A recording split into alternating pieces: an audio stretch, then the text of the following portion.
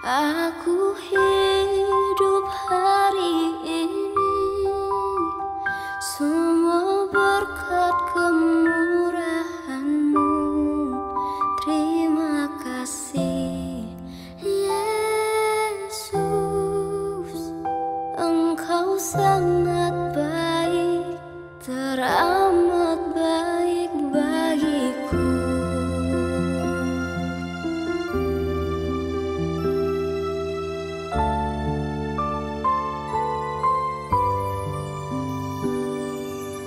Kau hiasi kehidupanku dengan kemurahan-Mu.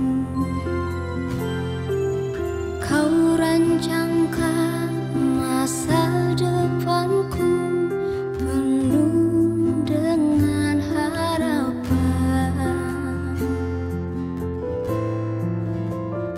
Aku ada saat ini semuanya karena kasih-Mu.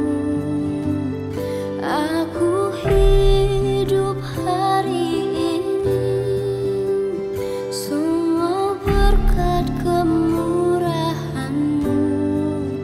Terima kasih Yesus, Engkau sangat baik, teramat baik bagiku.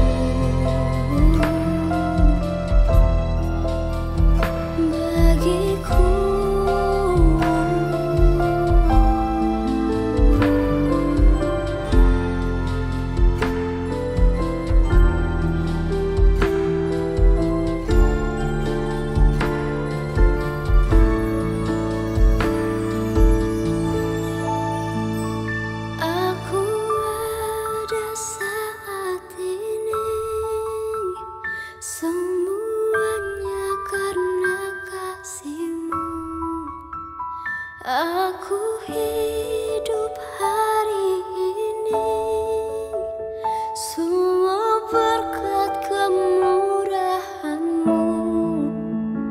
Aku ada saat ini semuanya karena kasih-Mu.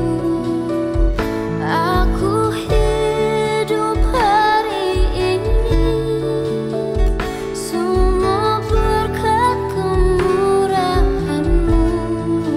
Terima kasih Yesus, Engkau sangat baik, teramat baik bagiku. Yesus, Engkau sangat baik, teramat baik bagiku.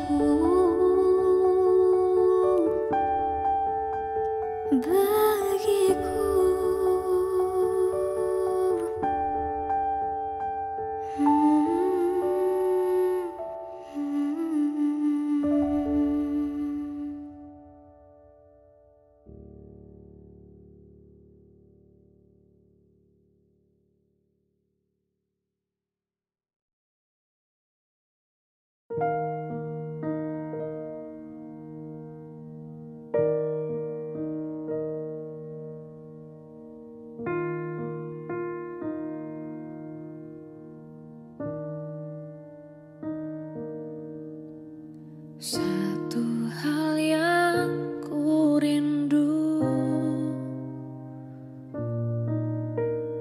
berdiam di dalam rumah-Mu. Satu hal yang ku pinta, menikmati bait-Mu Tuhan. Lebih baik satu hari di pelataran-Mu daripada 1000 hari lain,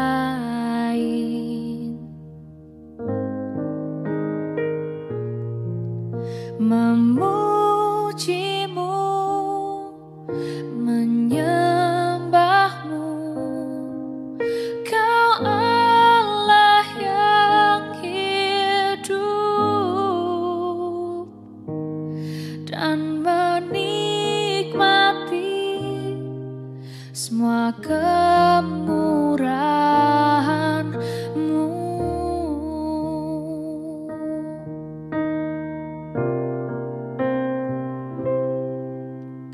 Satu hal yang ku rindu,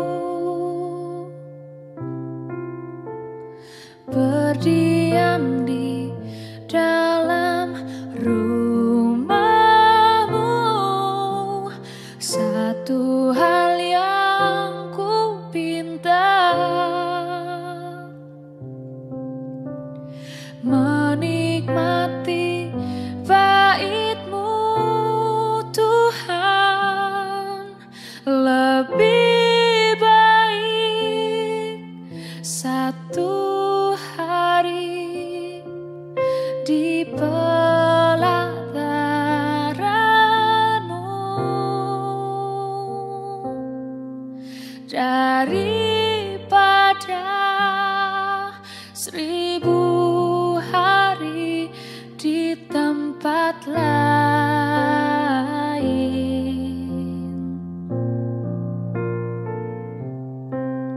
Memujimu,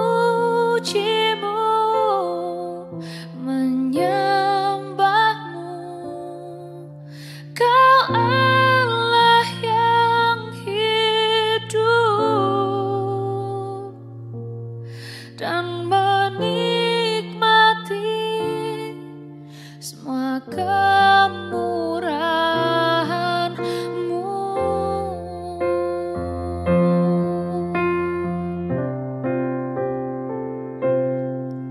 Lebih baik satu hari di pelataran-Mu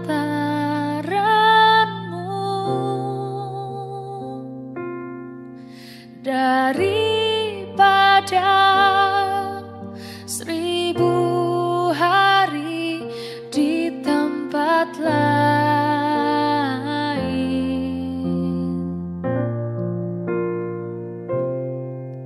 Memujimu,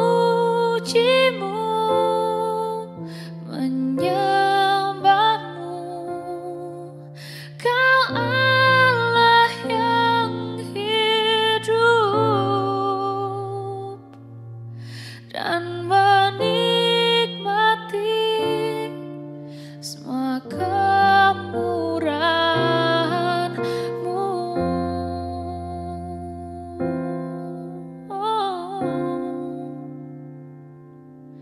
Dan menikmati semua kemurahan-Mu.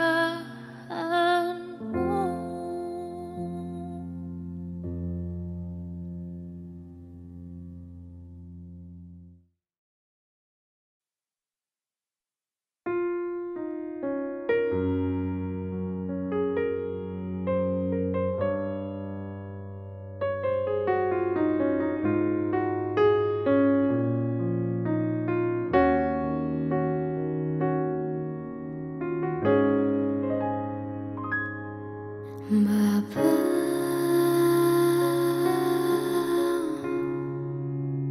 Engkau sungguh baik, kasih-Mu melimpah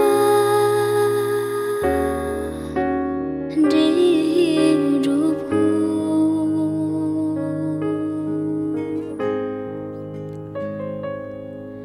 Bapa,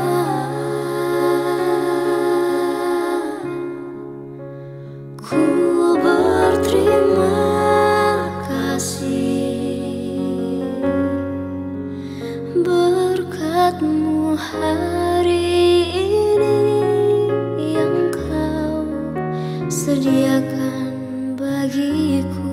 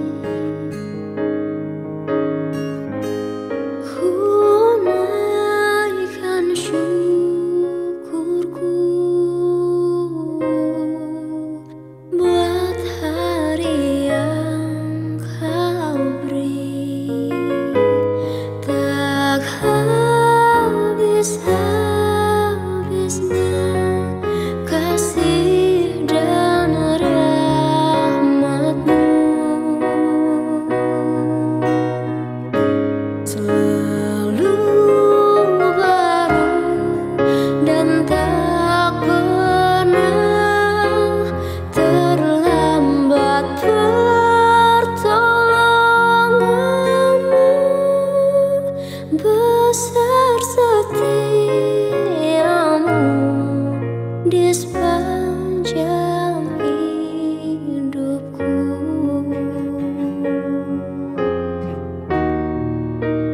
Besar setiamu,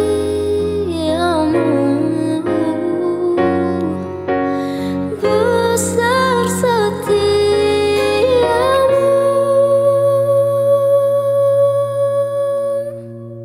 di sepanjang hidupku.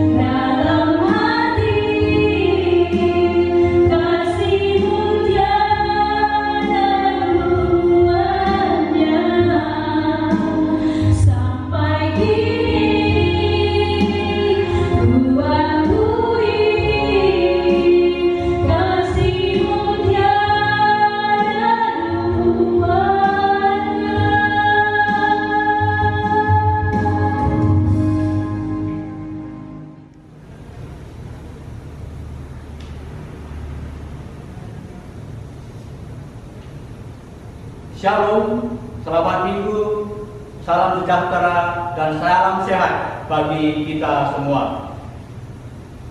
Jemaat Tuhan, mari kita siapkan hati dan pikiran kita untuk kita bisa mulai ibadah kita di pagi hari ini.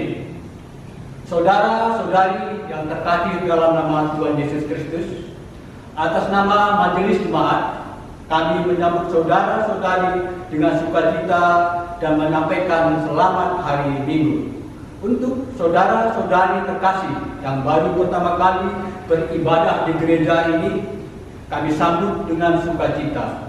Kehadiran saudara menyempurnakan sukacita kami. Di awal ibadah ini, mari kita mendengar warta jemaat tentang pelayanan di jemaat ini dan rencana pelayanan di hari-hari mendatang. Warta jemaat yang sampai pada minggu ini boleh kita lihat di grup WhatsApp GPKP Runggun Gading Serpong. Saudara-saudari yang terkasih di dalam nama Tuhan Yesus Kristus, minggu ini kita mengingat dan mengenang Minggu Reformasi Gereja, di mana karya Allah melalui bapak-bapak gereja terus-menerus memperbaharui gerejanya agar iman jemaat semakin dewasa. Melalui ibadah ini kita juga diingatkan agar tetap bersedia untuk melayani Tuhan, membangun iman semakin dewasa. Marilah kita mempersiapkan hati dan pikiran kita untuk beribadah kepada Tuhan yang mempunyai gereja.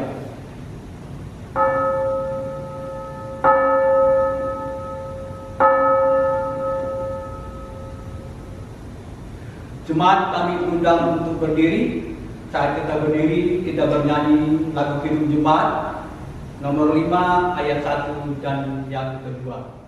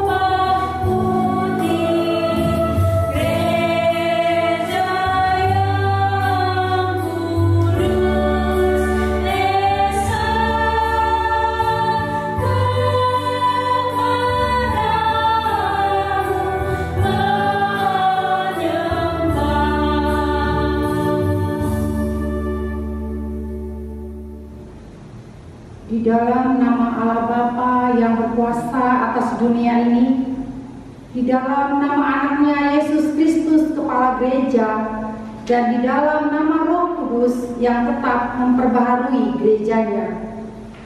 Kasih karunia dan damai sejahtera dari Allah Bapa dan dari Tuhan Yesus dan persekutuan dengan Roh Kudus menghantar keluar masukmu dari sekarang sampai selama-lamanya. Amin.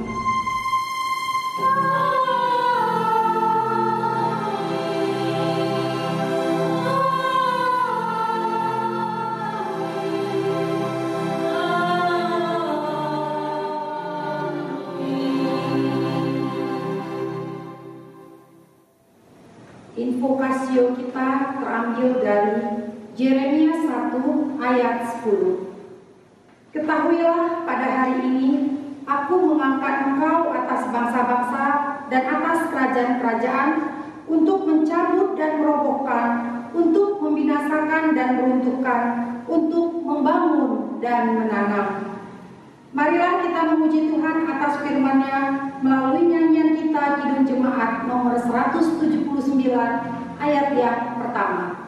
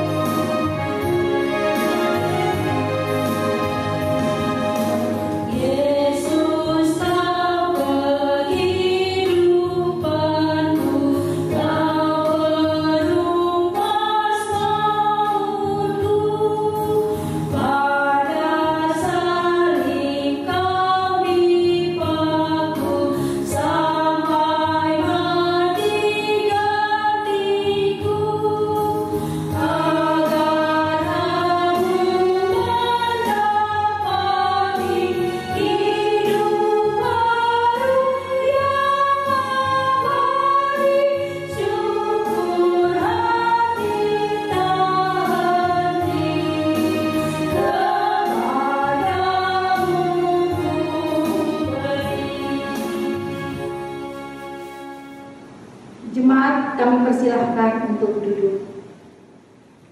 Pujian kepada Tuhan Sang Pembaru hidup. Allah tidak pernah berhenti bekerja memperbaharui gerejanya agar iman jemaat semakin dewasa dan mampu untuk menyatakan kasih karunia-Nya di tengah-tengah dunia. Pujilah Allah Sang Penuntun Gereja. Kami bersyukur ya Tuhan. Terpujilah Engkau sampai selama-lamanya. Allah adalah Raja yang berdaulat, yang memakai anak-anaknya dalam memperbaharui kehidupan gereja. Kita anak-anaknya dipanggil untuk membawa kebaikan dalam kehidupan gerejanya. Kami bersyukur kepada-Mu ya Tuhan, karena Engkau telah memakai kami sebagai alat sekerja-Mu, membawa kebaikan dalam kehidupan bergereja. Terpujilah Engkau sampai selama-lamanya. Engkaulah Tuhan, kami ini bangsa yang Kau kasihi. Marilah kita tetap mendengarkan panggilan-Nya. Kita memuji Tuhan yang tetap memperbaharui gerejanya dengan bernyanyi Kidung Jemaat nomor 361 ayat 1 dan 2.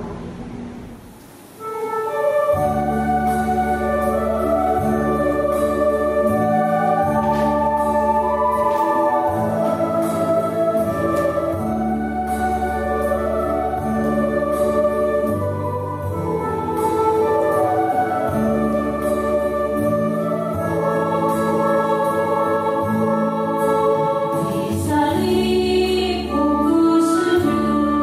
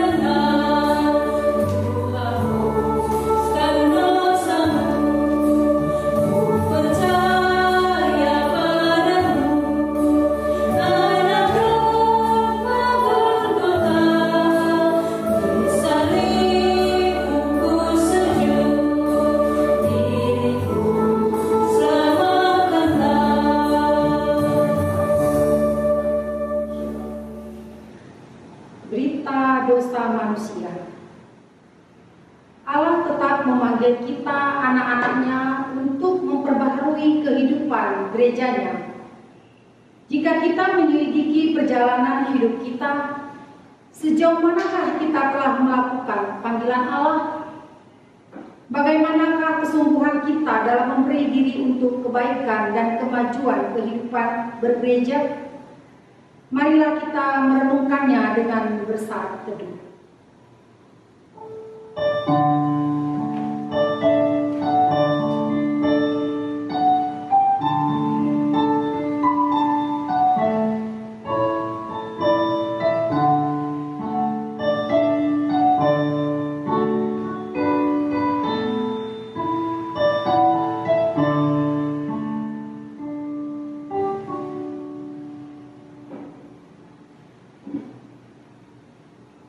Marilah kita memohon pengampunan dosa dari Tuhan dengan bernyanyi dari Kidung Jemaat nomor 295 ayat yang pertama.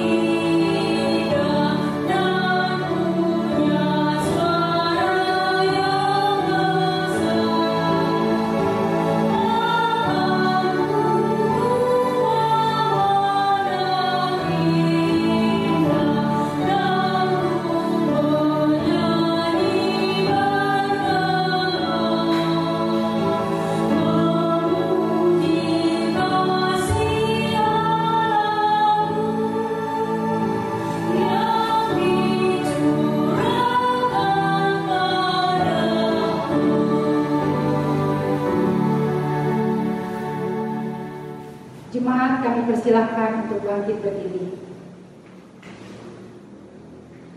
Berita pengampunan dosa. Sebagai hamba Tuhan, saya memberitakan bahwa setiap orang yang merendahkan diri di hadapan Tuhan, yang mengaku dan menyesali dosanya, serta berusaha dengan sungguh-sungguh melakukan kehendaknya, Tuhan menganugerahkan pengampunan kepadanya. Firman-Nya berkata, sekalipun dosamu merah seperti kirmizi, akan menjadi putih seperti salju. Sekalipun berwarna merah seperti kain kesumba, akan menjadi putih seperti kapas. Yesaya 1 ayat 18. Bersukacitalah karena dosa-dosa kita telah diampuni Tuhan. Mari kita memuji Dia dengan bernyanyi Kidung Jemaat nomor 353 ayat 1 dan 2.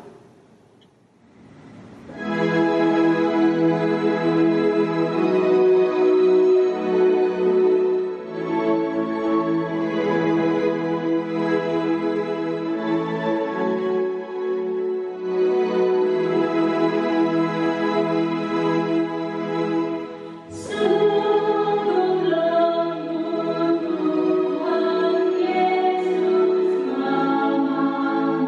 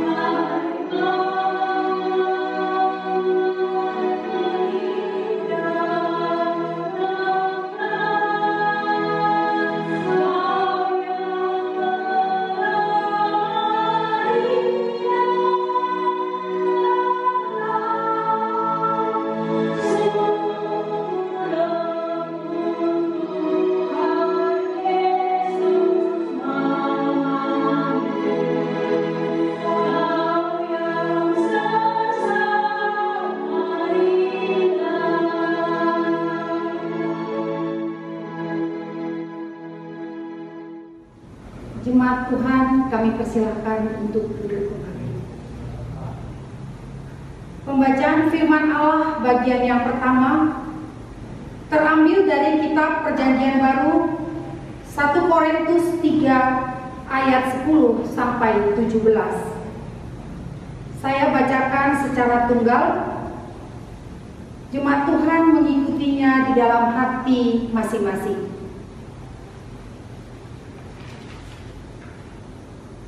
Dasar dan bangunan. Sesuai dengan kasih karunia Allah yang dianugerahkan kepadaku, aku sebagai seorang ahli bangunan yang cakap telah meletakkan dasar dan orang lain membangun terus di atasnya. Tetapi tiap-tiap orang harus memperhatikan bagaimana ia harus membangun di atasnya.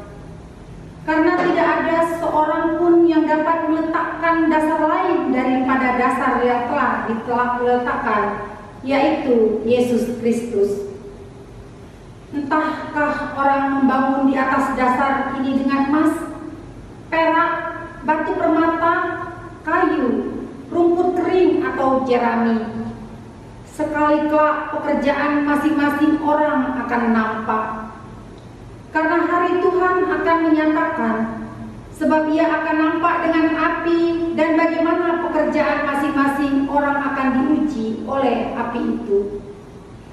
Jika pekerjaan yang dibangun seorang tahan uji, ia akan mendapat upah. Jika pekerjaannya terbakar, ia akan menderita kerugian, tetapi ia sendiri akan diselamatkan, tetapi seperti dari dalam api. Tidak tahukah kamu bahwa kamu adalah bait Allah dan bait Roh Allah diam di dalam kamu? Jika ada orang membinasakan bait Allah, maka Allah akan membinasakan dia. Sebab bait Allah adalah kudus dan bait Allah itu ialah kamu. Berbahagialah orang yang mendengarkan firman Tuhan, yang memelihara serta melakukannya dalam kehidupannya sehari-hari. Haleluya.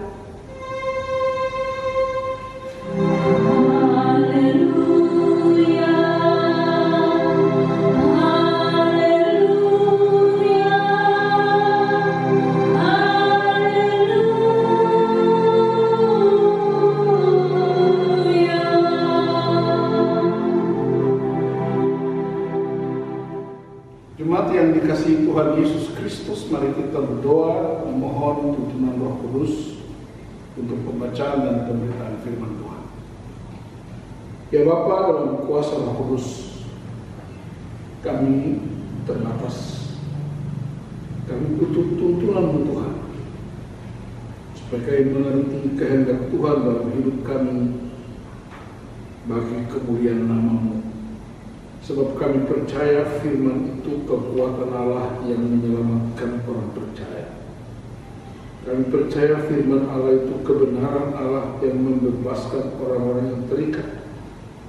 Kami percaya firman Allah itu kuasa Allah yang menyembuhkan orang-orang yang sakit. Kami percaya firman itu kasih Allah yang memulihkan hubungan-hubungan yang retak.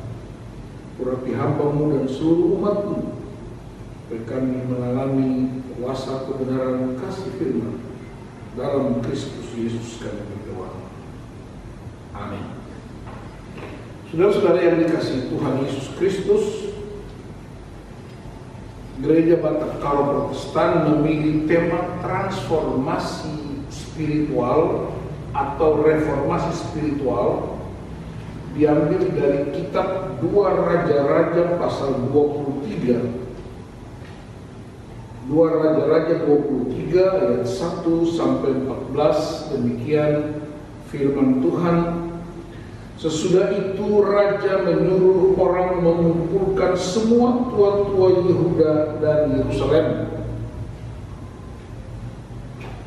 Kemudian pergilah raja ke rumah Tuhan dan bersama-sama dengan dia semua orang Yehuda dan semua penduduk Yerusalem, para imam, para nabi, dan seluruh orang awam. dari yang kecil sampai yang besar. Dengan didengar mereka, ia membacakan segala perkataan dari kitab perjanjian yang ditemukan di rumah Tuhan itu.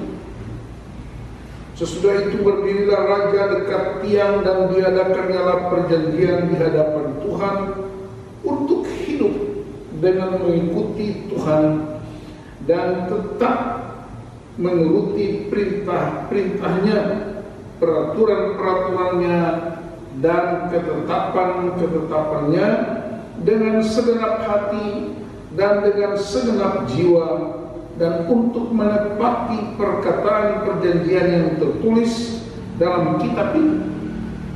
Dan seluruh rakyat turut mendukung perjanjian itu. Raja memberi perintah kepada imam besar Hilkia dan kepada para imam tingkat 2 dan kepada para penjaga pintu untuk mengeluarkan dari bait Tuhan segala perkakas yang telah dibuat untuk Baal dan Asyera dan untuk segala tentara langit, lalu dibakarnyalah semua itu di luar kota Yerusalem di padang-padang Kidron, dan diangkutnyalah abu ke Betel. Ia memberhentikan para imam dewa asing yang telah diangkat oleh raja-raja Yehuda untuk membakar korban di bukit pengorbanan di kota-kota Yehuda dan di sekitar Yerusalem. Juga orang-orang yang membakar korban untuk Baal, untuk dewa matahari, untuk dewa bulan, untuk rasi-rasi bintang, dan untuk segenap tentara langit. Dibawanya tiang-tiang berhala dari rumah Tuhan keluar kota Yerusalem ke sungai Kidron, lalu dibakarnya di situ dan ditumbuknya halus-halus menjadi abu. Kemudian dicampakkannya abunya ke atas kuburan rakyat jelata. Ia merobohkan petak-petak pelacuran bakti yang ada di rumah Tuhan, tempat orang-orang perempuan bertenun sarung untuk Asyera. Disuruhnya datang semua imam dari kota-kota Yehuda, lalu ia menyajiskan bukit-bukit pengorbanan, tempat para imam itu membakar korban dari Geba sampai Bersieba. Dirobohkannya pula bukit-bukit pengorbanan di pintu-pintu gerbang yang ada dekat lubang pintu gerbang Yosua, penguasa kota itu, yang ada pada sebelah kiri kalau orang memasuki pintu gerbang kota itu. Tetapi para imam bukit-bukit pengorbanan itu tidak boleh naik ke mesbah Tuhan di Yerusalem. Hanya mereka boleh memakan roti yang tidak beragi di tengah-tengah saudara-saudara mereka. Ia menajiskan juga Tohat yang ada di lembah Ben Hinnom, supaya jangan orang mempersembahkan anak-anaknya sebagai korban dalam api untuk dewa Moloch. Dibuangnya kuda-kuda yang ditaruh oleh raja-raja Yehuda untuk dewa matahari di pintu masuk ke rumah Tuhan, dekat bilik Natan Melek, pegawai istana yang tinggal di gedung samping. Juga kereta-kereta dewa matahari dibakarnya dengan api. Mesbah-mesbah yang ada di atas soto tempat peranginan Ahaz yang dibuat oleh raja-raja Yehuda, dan mesbah-mesbah yang dibuat Manasya di kedua pelataran rumah Tuhan dirobohkan oleh raja dan diremukkan di sana, lalu dicampakkannya abunya ke sungai Kidron. Bukit-bukit pengorbanan yang ada di sebelah timur Yerusalem, di sebelah selatan bukit kebusukan, dan yang didirikan oleh Salomo, raja Israel, untuk Asitoret, dewa kejijikan sembahan orang Sidon, dan untuk Kamos, dewa kejijikan sembahan Moab, dan untuk Milkom, dewa kekejian sembahan orang Amon, dinajiskan oleh raja. Ia memecahkan tubuh-tubuh berhala dan menebang tiang-tiang berhala, lalu ditimbuninya tempat-tempat itu penuh dengan tulang-tulang manusia. Demikian saudara-saudara bagian firman Tuhan. Terpujilah Tuhan Yesus Kristus. Shalom semuanya. Menjua-jua kita kerina. Haleluya. Kayak berita dulu jemaat. Amin. Saudara-saudara, tema kita ialah reformasi spiritual. Dan teks yang digunakan oleh gereja ialah peristiwa reformasi yang dilakukan oleh Raja Yosia. Dalam catatan Alkitab, Yosia menjadi raja pada usia 8 tahun. Bayangkan anak SD. Tapi memang dia berhak untuk itu karena keturunan raja. Dan dia menjadi raja menggantikan ayahnya, Raja Amon, di wilayah Yehuda. Kalau saya menyebut Yehuda, itu artinya Israel Selatan. Karena ada dua Israel, Israel Utara ibu kotanya Samaria, dan Israel Selatan ibu kotanya Yerusalem. Nah, Raja Yosia menjadi raja di Israel Selatan. Dan dia menjadi raja selama 31 tahun. Yosia menjadi raja di tengah-tengah kekuatan-kekuatan spirits yang berlaku di kalangan orang Israel, yang sering disebut sinkretisme atau pencampuran kepercayaan orang Israel dengan kepercayaan-kepercayaan orang Kanaan. Nah, saudara-saudara, ayahnya Yosia, Raja Amon, sebenarnya juga berlaku jahat di mata Tuhan. Dan kejahatan para raja sebelumnya, mereka bukan orang-orang yang mencuri, bukan merampok, tetapi kejahatannya ialah melawan otoritas Tuhan Allah dengan cara membuat patung-patung berhala untuk disembah oleh umat. Bagi Tuhan ini amat serius, karena salah satu hukum Tuhan ialah jangan ada padamu Allah lain di hadapanku, dan aku akan membalaskan kesalahan bapak-bapak kepada anak-anaknya keturunan ketiga sampai keempat dari orang-orang yang membenci aku. Bahkan Alkitab menjelaskan ketika orang Israel menyembah berhala, mereka disebut dengan istilah umat itu berzina. Dan bagi Tuhan itu paling serius, karena itu janji Tuhan dengan umat. Ketika mereka keluar dari Mesir, ada sebuah janji yang diikat Tuhan dengan umat. Aku akan menjadi Allahmu dan engkau menjadi umat. Dan cara Tuhan mengeluarkan orang Israel dari Mesir ialah menghancurkan 10 dewa utama di Mesir. Kita ingat yang disebut 10 tulah. Sebenarnya 10 dewa dihancurkan oleh Allah sebelum orang Israel keluar dari Mesir, supaya Israel itu keluar dengan kemurnian hanya menyembah kepada Allah.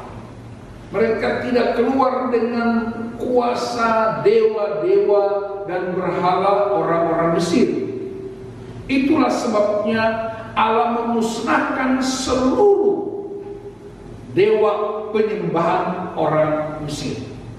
Nah, problem kita ialah, saudara-saudara,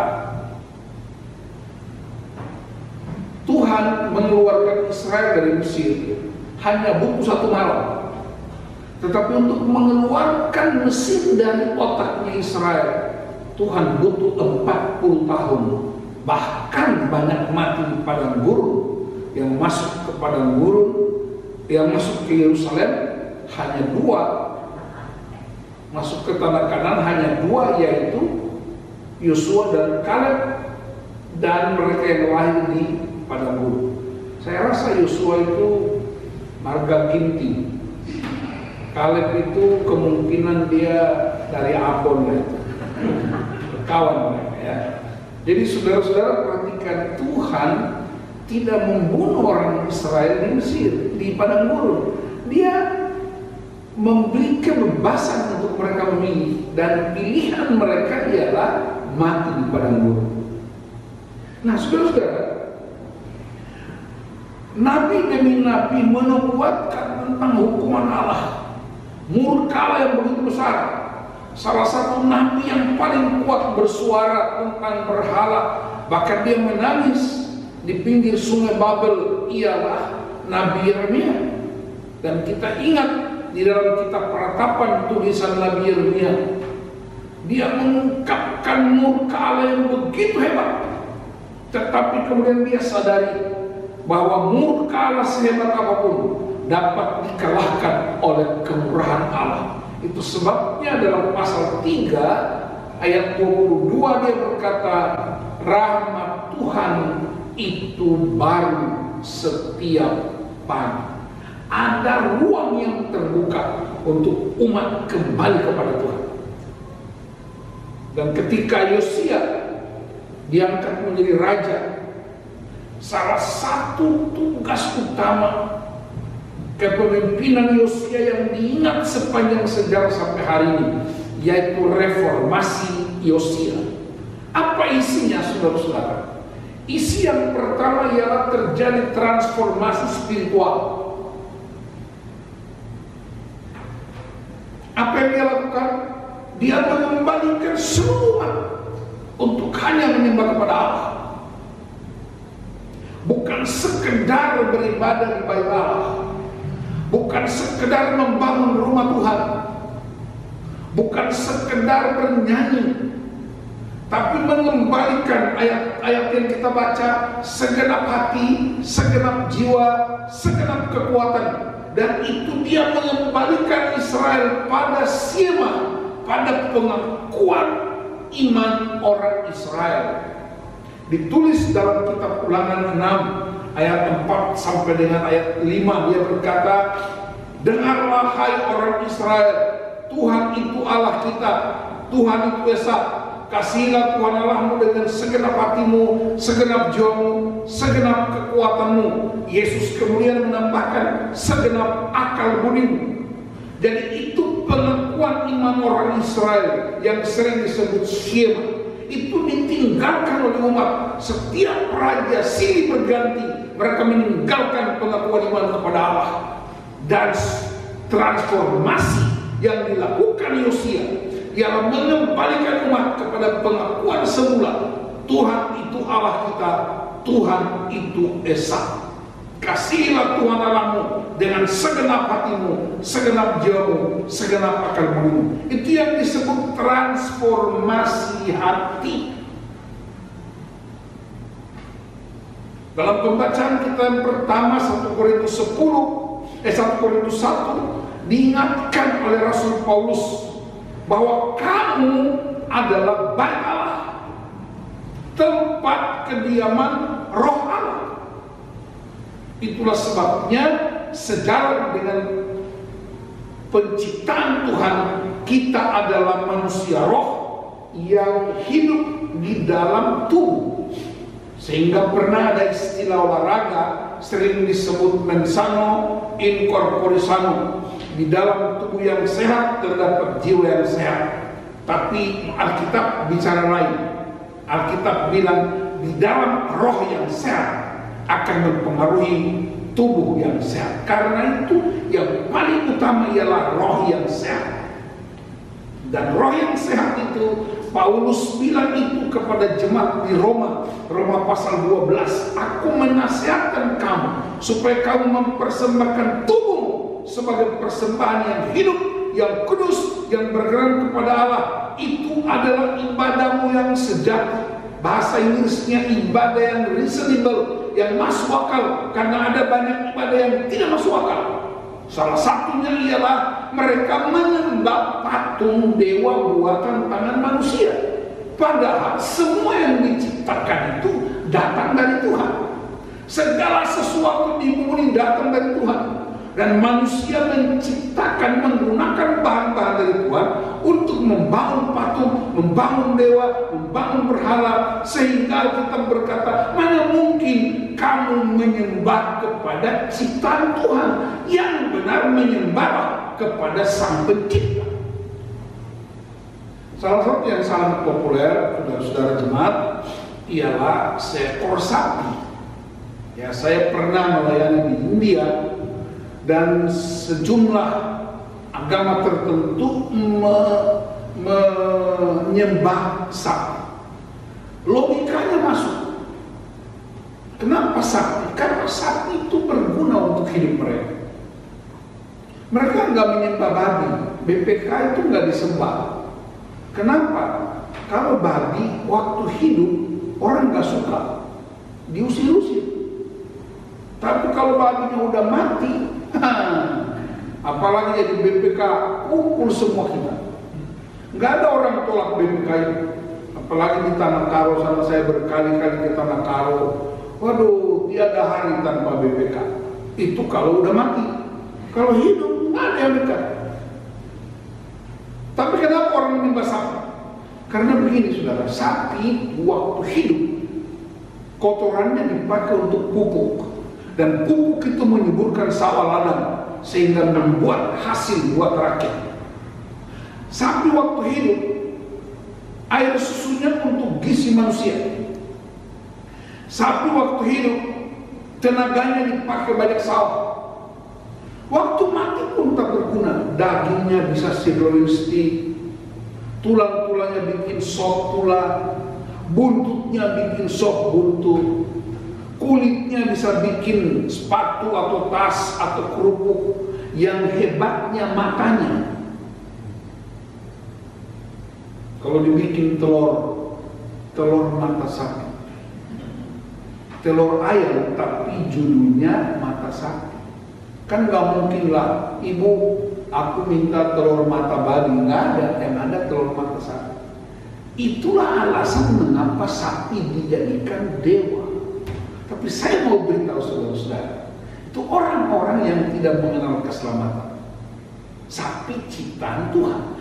Kita menyembah Allah Sang Pencipta, Yahweh, Allah Abraham, Allah Ishak, Allah Yakub, di dalam Yesus Kristus Tuhan.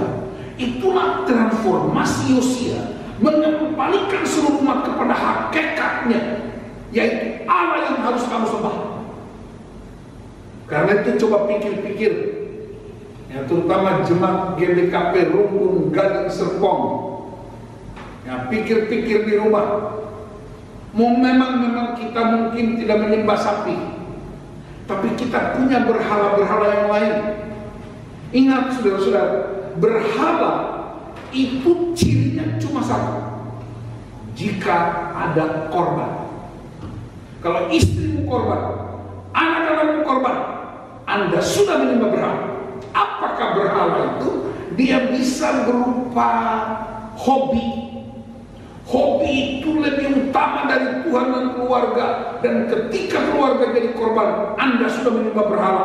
Nama berhalamu hobi. Saya sering ke Kabanjahe, ke Brastagi, ke desa-desa Dukung Siroga, pergi ke Laumacio, pelayanan di sana. Dan saudara-saudara, Bapak tahu di Karo itu ada namanya Aron. Aron itu ibu-ibu pekerja keras di ladang. Tapi ada Laron, pria-pria yang tidak bekerja tapi memakai hasil istrinya untuk berjudi, untuk main datang ke tempat-tempat pemancingan. Itu namanya Laron. habis waktu untuk menyembah pemancingannya, habis waktu menyembah caturnya, habis waktu dulu di kedai kopi. Tapi anak-anak kita menjadi korban dari berhala kita yang kita agung-agungkan dalam hidup ini. Tetapi di lain pihak kita mengaku percaya Yesus Kristus Tuhan. Tidak mungkin Tuhan tidak mau diduakan. Yesus berkata dalam kitab Matius 6, mana mungkin kamu menyembah kepada Allah dan kepada Mammon? Dan karena itu mesti ada transformasi. Transformasi, serahkan tubuh roh jiwamu hanya kepada Tuhan. Yang kedua, dia tidak hanya transformasi hati, dia transformasi struktur bergereja. Semua berhala baik di dalam bait Allah, baik yang ada di luar bait Allah, di samping bait Allah, semuanya dimusnahkan. Pertanyaannya, apakah kuasa-kuasa gelap melekat pada benda-benda mati? Saya mau beritahu, kuasa gelap itu hanya hidup di tempat yang hidup. Dia ada di pikiran, di hati, dan tubuh jiwa kita. Tapi kenapa bahan-bahan ini dimusnahkan? Kenapa berhala Baal Asitoret mesti dimusnahkan? Karena itu menjadi pengingat buat umat. Sehingga semua pengingat yang diberikan kepada umat itu dimusnahkan untuk menghilangkan kecenderungan untuk menjadikan sebagai berhala. Jadi saudara-saudara, reformasi usia radikal. Saya ingat ada sebuah negeri di tetangga kita namanya negara Vanuatu. Negara Vanuatu ini negara yang sangat miskin. Hasil-hasil ladangnya itu sangat kurus.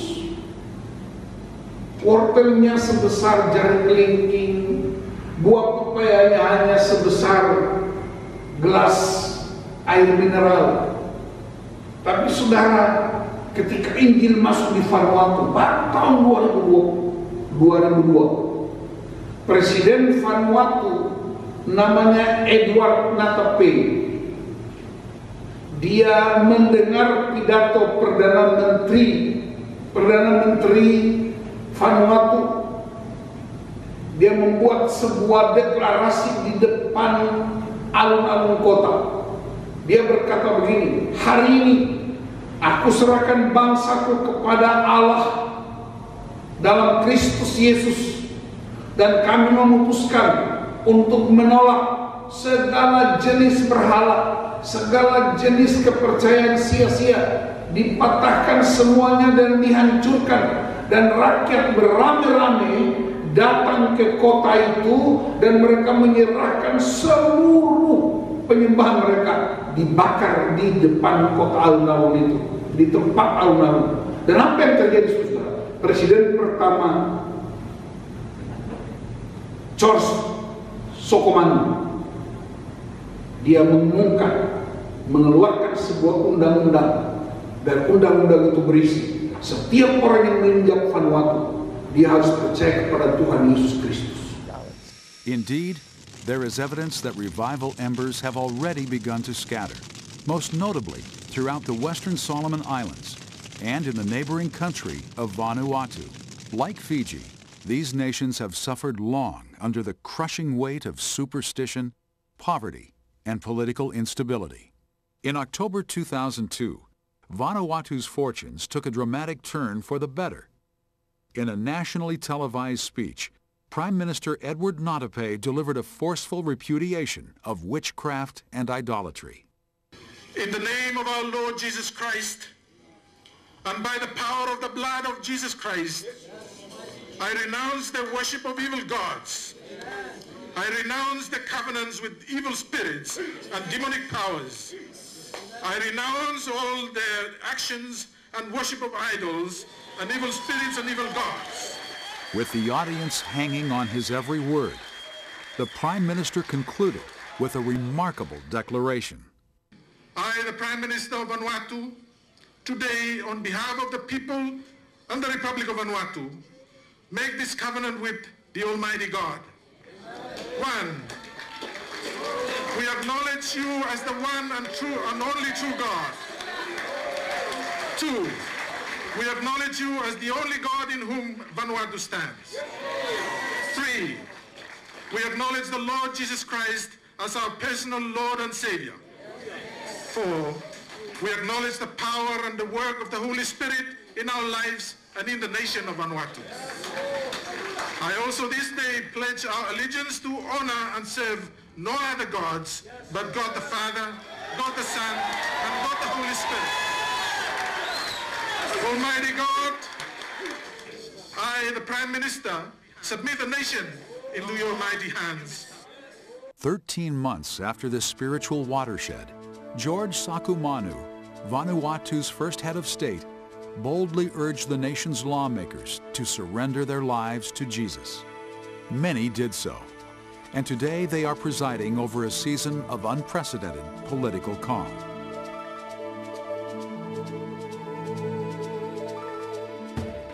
Awed by Jehovah's transforming presence, Fiji's faithful make no attempt at articulate speech. You cannot really explain it without God. Each of our prayer requests have been answered. It is amazing. To me, it is a joy and a privilege to be part of what God is doing. We believe that the best is yet to come. I wish I could live another 30 more years. I can see the tremendous opportunity that we have right now. God is enabling the church, maybe for the last offensive. I think He's preparing the world for the return of Jesus Christ. If Fiji's eager obedience takes wing to the nations, that day may not be far off. The turnaround happened so quickly, in the matter of months. It's almost something that's happening immediately. We pray now, it happens now. That is how we feel. This is the time that what the prophets were talking about. There's going to be new things. There's a new wave. There's a new wind coming now. Total upside down change. It's a new day for Fiji. It's toughest time at this coming. I just praise God. I just praise God that that's what He's doing, and there's nothing else. There's nothing else to do, nothing else to talk about except that.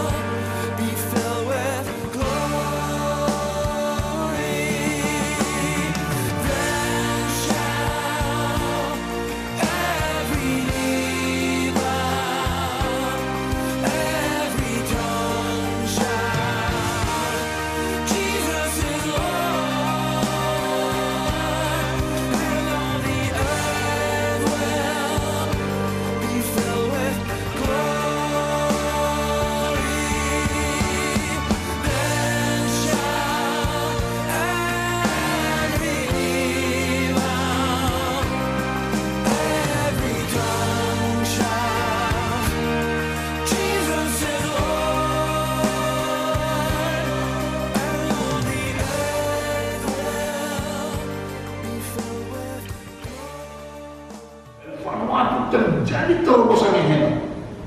Hanya dalam waktu 13 bulan, sawah ladang mereka berbuah luar biasa. Wortel yang tadinya sebesar jari kelingking berubah seperti kepala mayat. Buah pepaya yang tadinya sebesar gelas aqua, dia bisa berubah menjadi 2-3 anak yang tidak bisa pikul. Dan laut yang tadinya kosong, dia mengeluarkan hasil yang sangat menakjubkan. Allah tidak hanya menyembuhkan orang-orang yang menyembah, tapi Allah juga menyembuhkan kebutuhan-kebutuhan yang mereka perlukan setiap hari. Saudara-saudara, saya mau akhiri khotbah ini dan mengingatkan jemaat GBKP Rumpun Gading Serpong. Orang-orang Karo itu orang-orang yang suka merantau, tapi tidak pernah mengabaikan Tuhan dalam hidup mereka. Mereka dimanapun berada, selama langit dijunjung dan bumi diinjak, mereka menyembah, mereka mencari wajah Tuhan. Tapi saya ingatkan ada bahaya-bahaya yang sedang mengancam ini. Bahaya apa, saudara-saudara? Hobi kita, pelayanan kita yang seringkali berlebihan dan mengabaikan keluarga, kesenangan-kesenangan pribadi kita yang seringkali membuat kita tidak peduli dengan keluarga. Itu bisa berbahaya dalam hidup kita. Dan karena itu saya serukan hari ini seperti Yosia, transformasi hati, serahkan tubuh roh jiwa kepada Tuhan.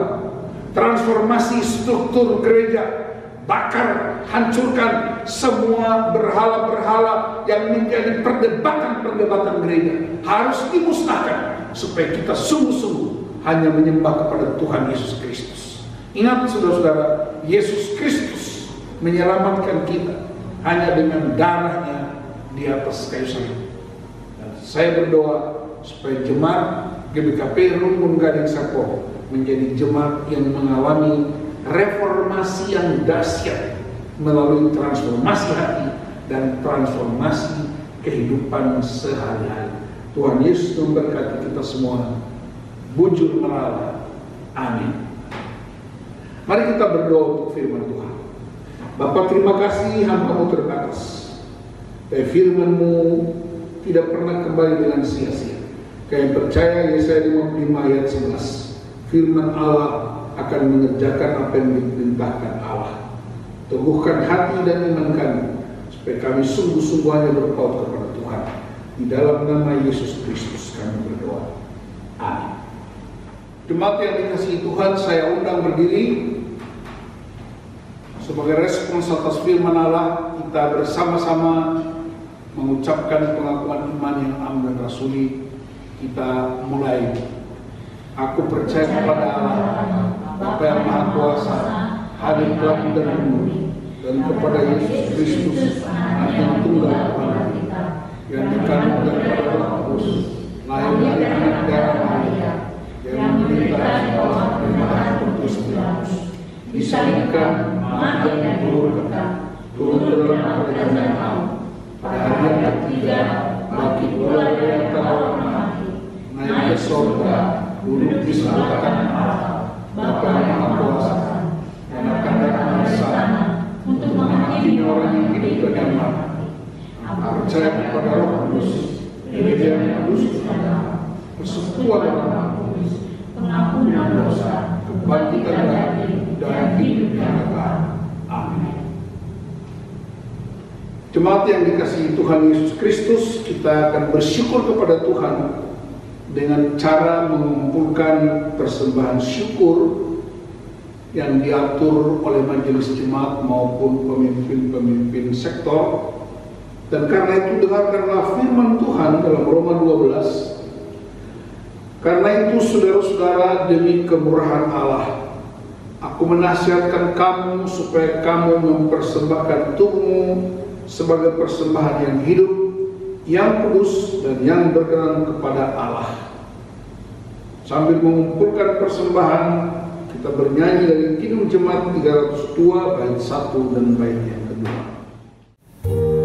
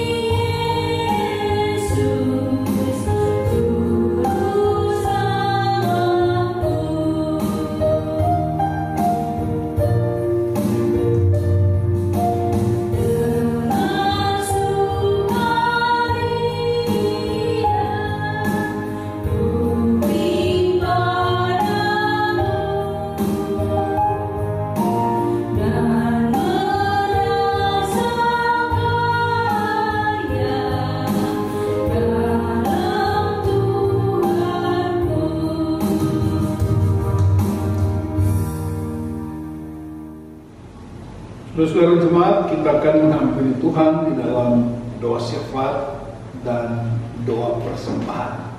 Marilah kita berdoa. Ya Allah, dalam Kristus Yesus, Tuhan yang kami sembah dari generasi ke generasi.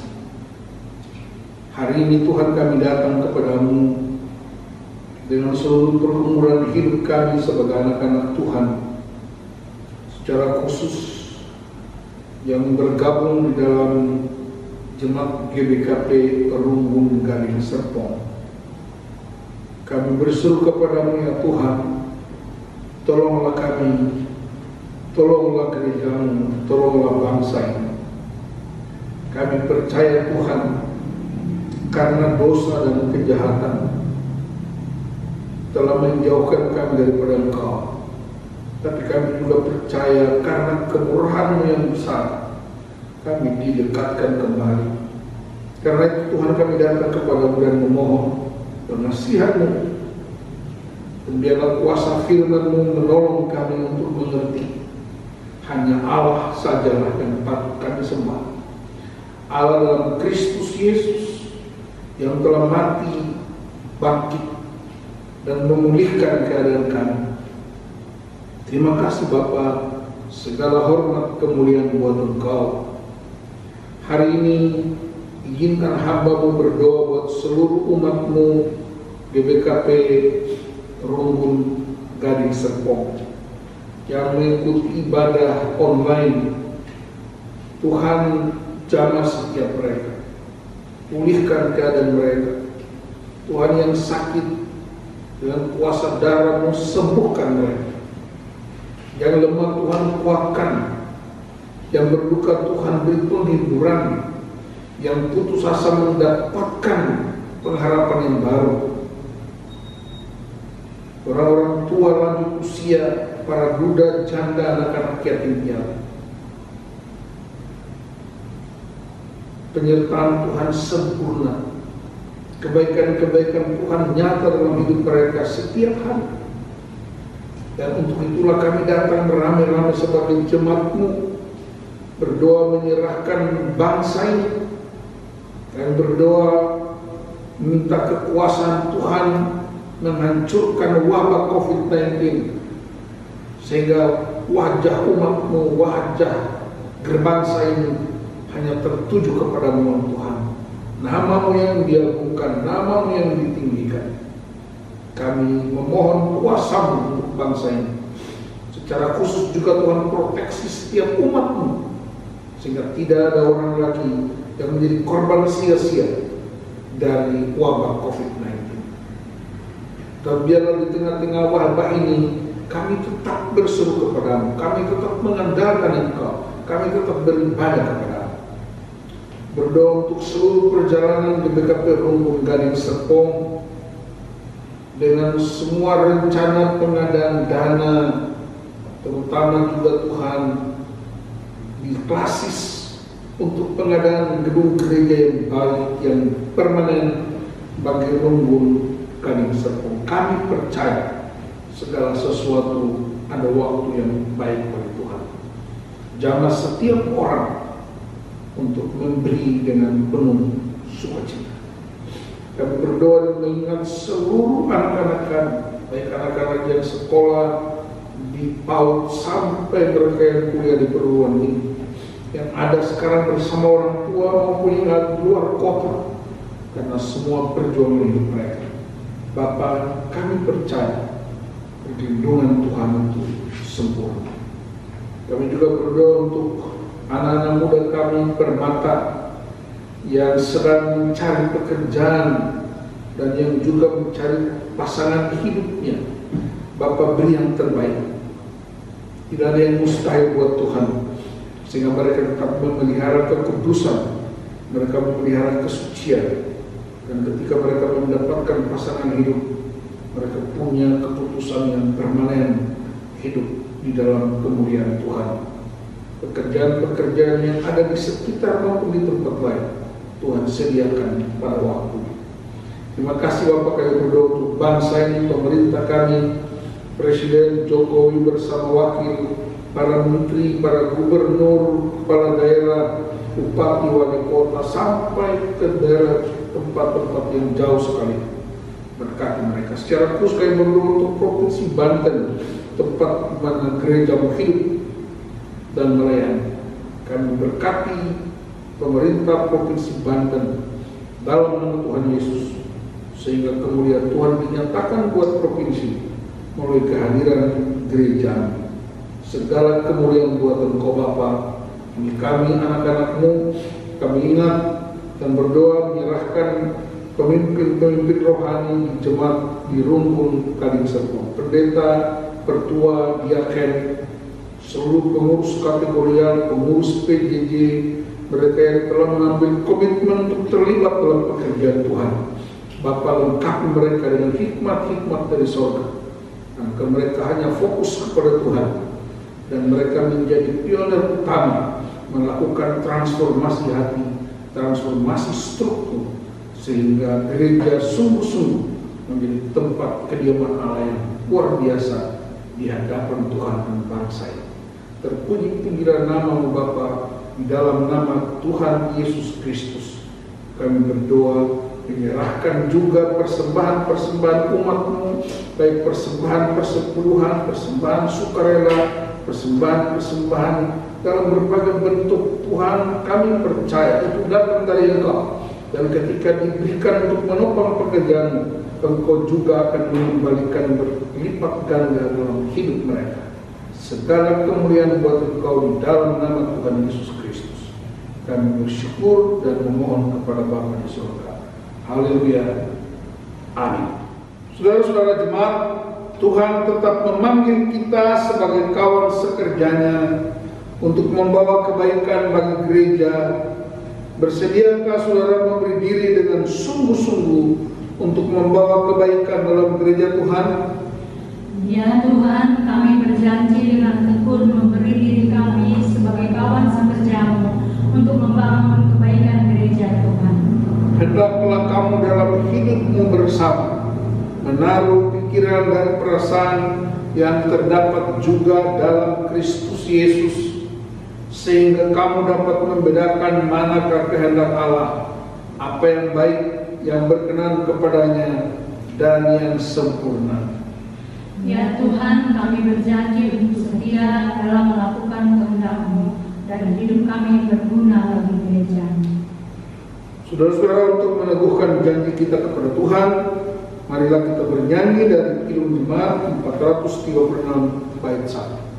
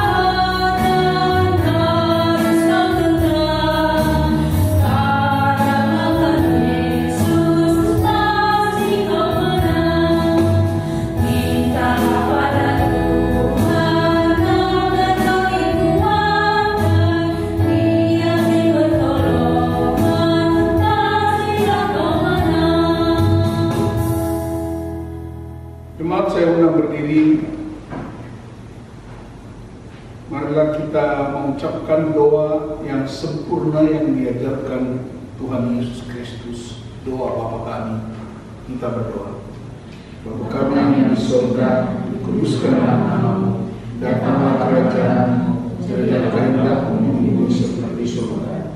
Berikanlah kami pada hari ini makanan kami yang secukupnya, dan ampunilah kami segala kesalahan kami, seperti kami juga mengampuni yang bersalah kepada kami. Dan janganlah bawa kami dalam pencobaan, tetapi lepaskanlah kami daripada yang jahat. Karena Engkau yang kerajaan dan kuasa dan kemuliaan sampai selama-lamanya. Amin. Jemaat yang dikasihi Tuhan, tetaplah hidup dalam pembaharuan Tuhan, sehingga kamu tidak serupa dengan dunia ini. Karena itulah terimalah berkat dari Tuhan yang membaharui hidupmu, dan jadilah berkat bagi bersama. Kiranya Allah sumber sukacita memperlengkapi engkau dengan segala yang baik untuk melakukan kehendak-Nya dan mengerjakan di dalammu apa yang berkenan kepadanya oleh Yesus Kristus. Bagi Dialah kemuliaan sampai selama-lamanya. Amin.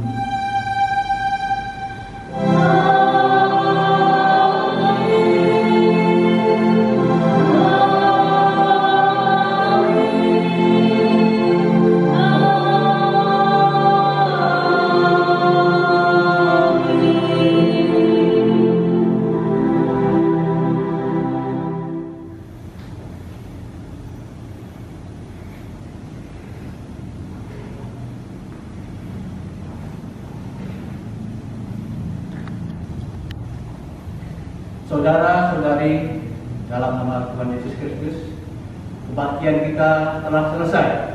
Mari kita mengucap syukur atas kebaktian ini. Kita ucapkan dalam saat teduh. Saat teduh dimulai.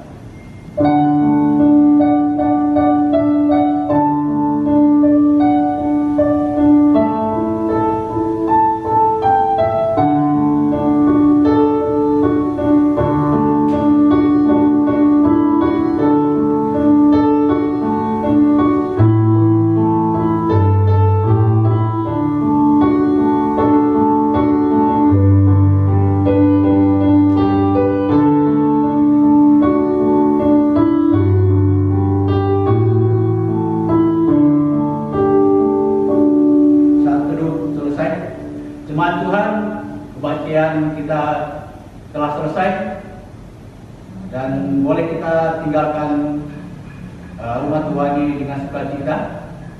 Terima kasih dari kami. Salam sehat.